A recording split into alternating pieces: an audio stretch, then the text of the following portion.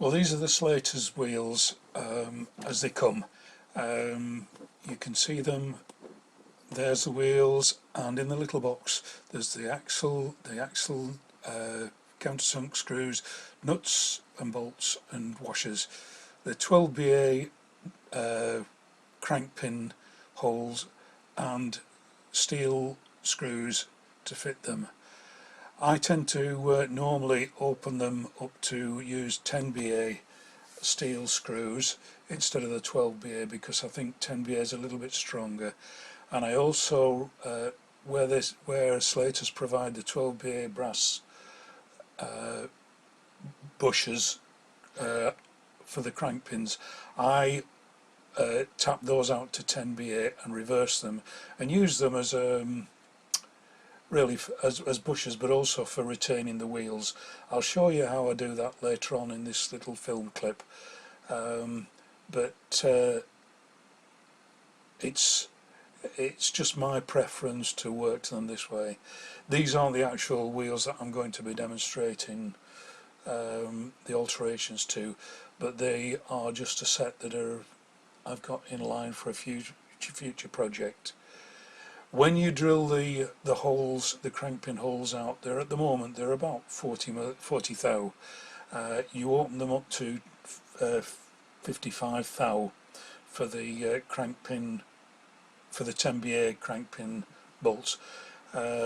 It's very important that you drill perpendicular, and you're just opening out the existing holes. You're not reposition them in any way. So we'll go over now to how I open them up in a pillar drill, which is, I find, the only way I can get them perpendicular. Just to drill them in a pillar drill.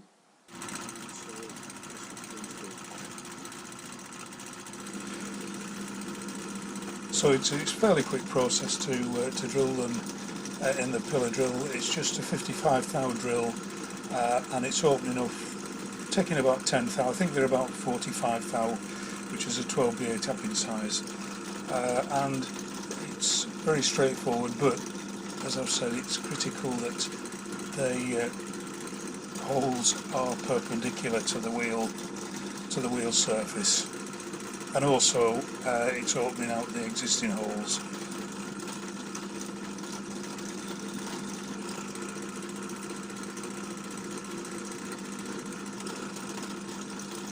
What I also need to do while I'm set up like this is to countersink the back for the countersink screws, the 10BA countersink screws. So while I'm at it, before I start drilling them, I set the depth stop on my pillar drill so that I can just set the depth of the countersink just enough so that the head of the screw is flush with the back of the wheel.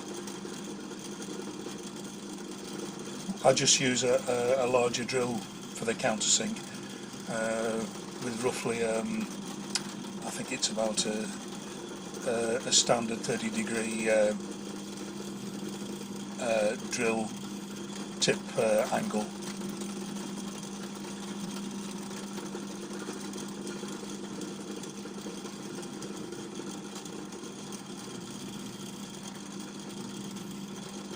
It's very soft, is the plastic for engineer's grade drills, so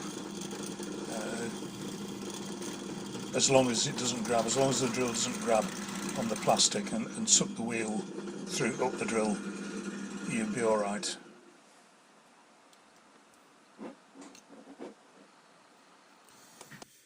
Quite often there's a burr on the Slater's axles, so I always just dress them off just to make sure that there's no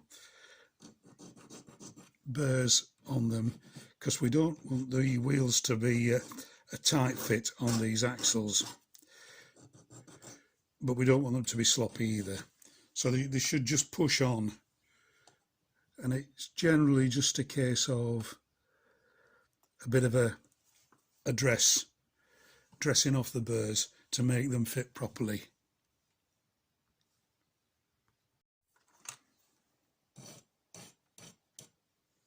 do all 6 of them at once, all 6 sides at once.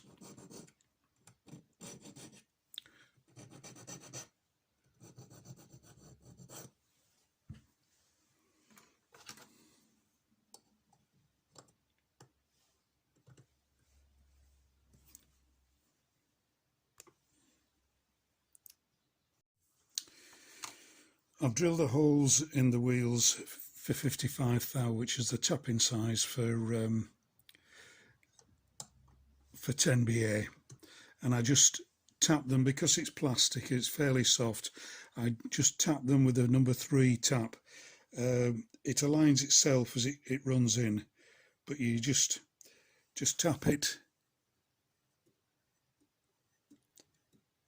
10BA after they've been countersunk.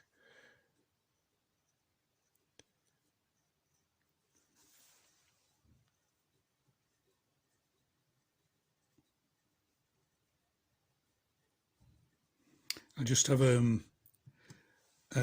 one axle mounted in my vise. It's just as a holding device really, and I can tend to see that they're that the tap is pretty much vertical relative to the wheel. So if I just tweak that, you can perhaps see my mess of a workshop. So we just tap another one. I can do them all 6 at once, and it's a fairly straightforward process.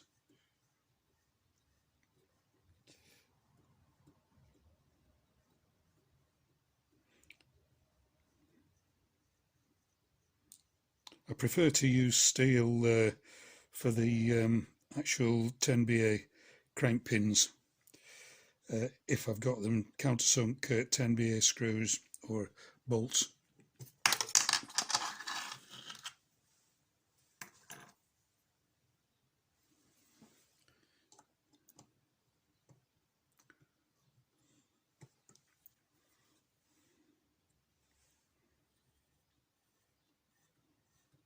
And as I say, I use a number 3 tap because it's very soft as the plastic.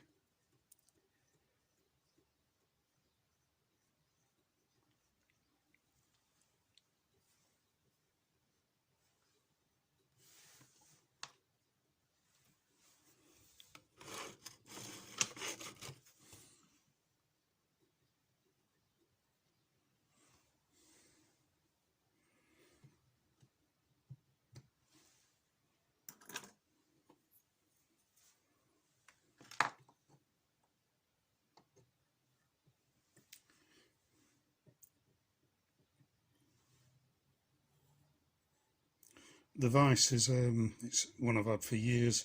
I had the jaws ground down to take the serrations off so it doesn't damage anything. I don't think you can get this particular one now. It's a record 00, which I think is 2 1/4 or 2.5 inch jaws, but it's not made now. So, but I find it very, very useful.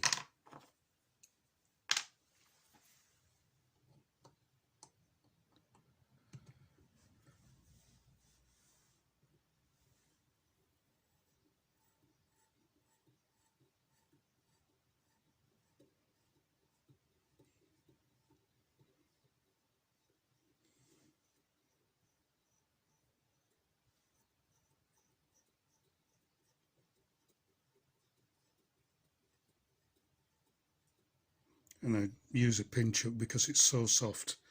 The plastic's so soft you don't really need a proper tap wrench.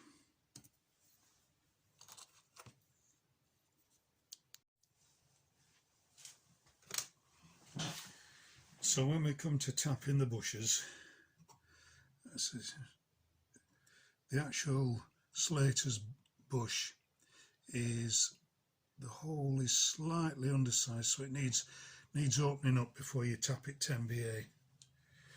So it's just a case of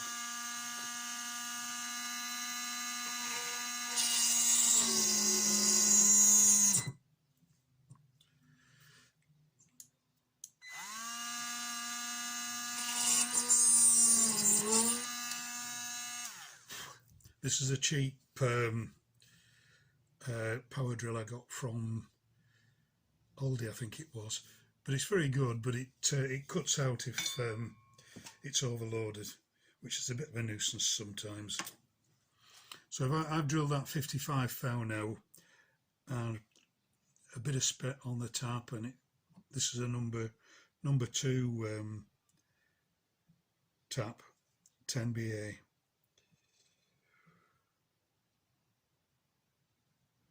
And it cuts through nicely. It's nice quality brass, these. It's very free cutting brass.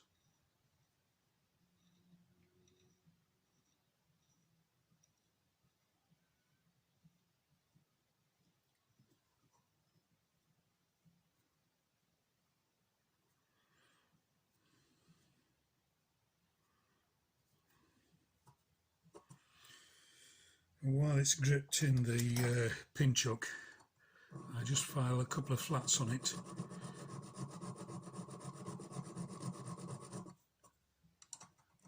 They're not critical at the centre, but it's for a little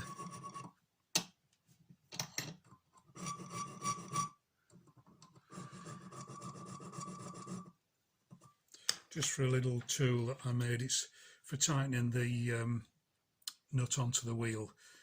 Just make sure that that slot fits over.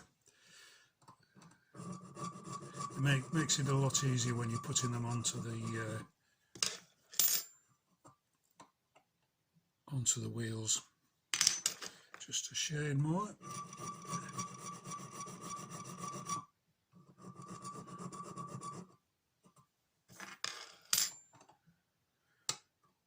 There we go. So now I can get it out of the pinch hook.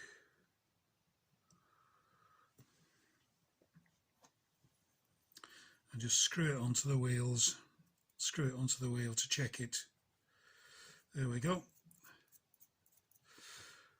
To secure the screws into the wheel, as I was tightening them up, I just put a little bit of super glue onto the screw to tighten it up. But you need to be sure that it's going in right when you put super glue in, because you'll never get them out. You'll never get the screws out again once it's done.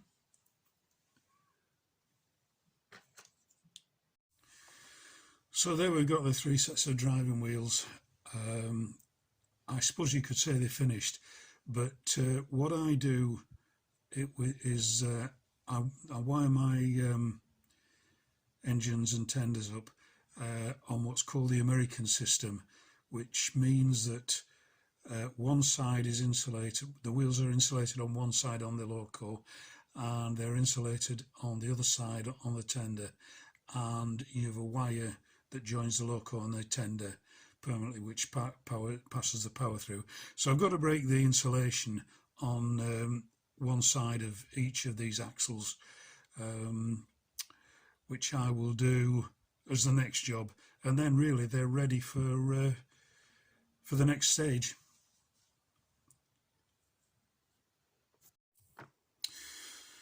So the next thing I've got to do is to break the insulation on one side of the wheels, and the way that I do this is the way that I think Bob Alderman was the first person I'd see to do it, and it's to drill a tiny hole in the rim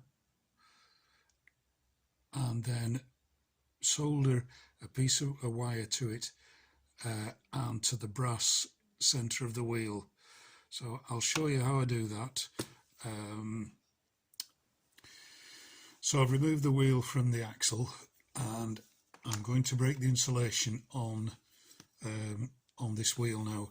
The way that I do it is to drill a tiny hole in the rim and then put a groove into the brass centre, and then put a very small piece of wire, very small wire, soldered into the hole and soldered it into the groove in the brass, and that breaks the insulation.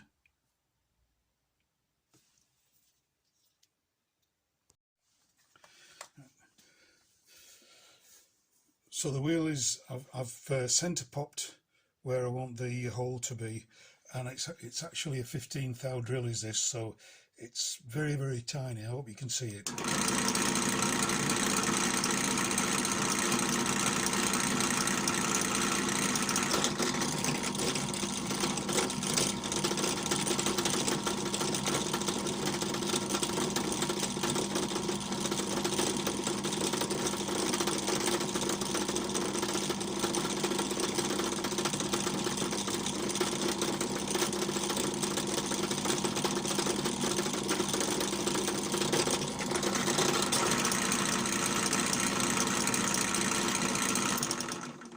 It's just, now you can see the hole.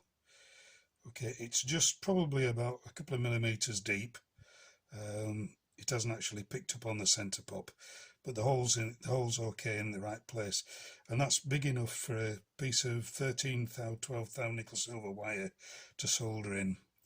Okay, so I'll do the same with all three wheels now, and then we'll carry on from there.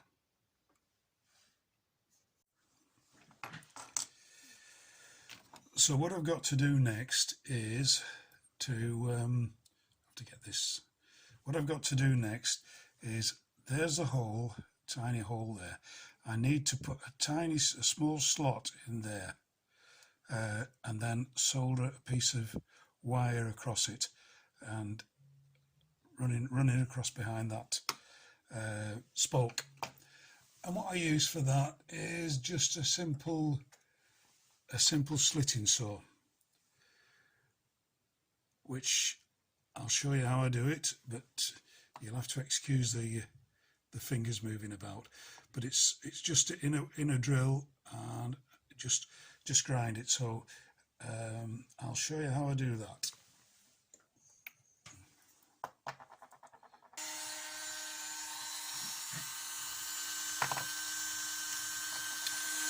So it's just in line with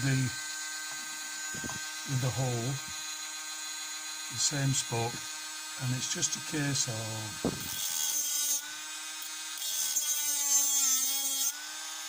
grinding, as you can see. Oops, I don't know if you can see that now or not. But can you see the little slot in the wheel in line with the hole?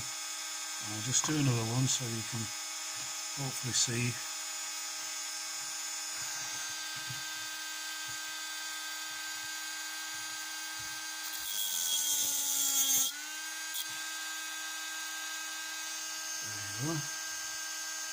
See the slot in line with the hole, and there's one more to do. Yeah.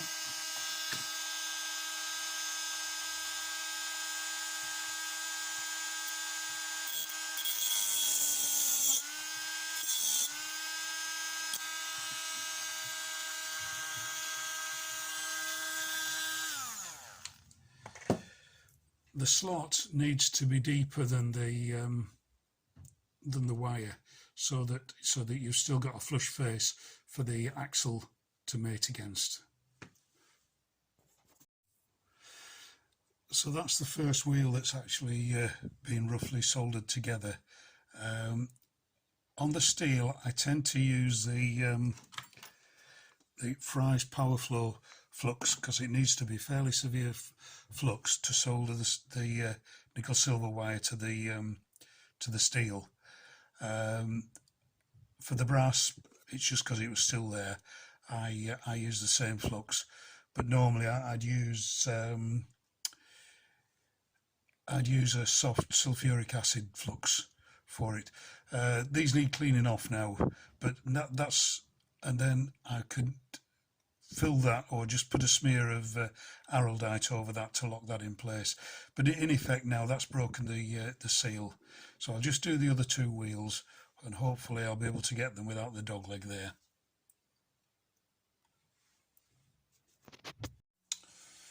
Right, I've done all three wheels now.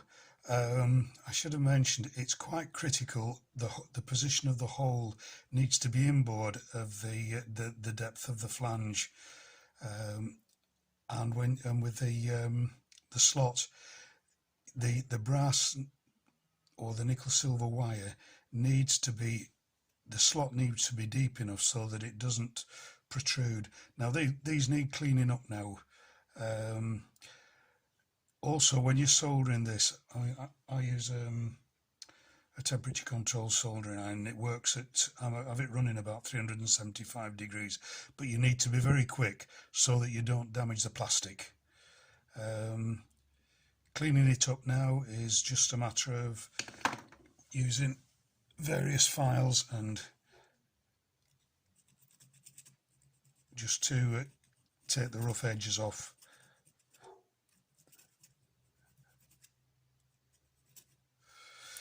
The inside is you might have to clean up the inside of the slot as well, the inside of the square hole, the axle hole. But at the end of the day, this should fit back onto the wheel without any without creating any wobble or anything like that. That's the plan anyway. I've got a square file somewhere, if I can find it. Here we are, just to clean out the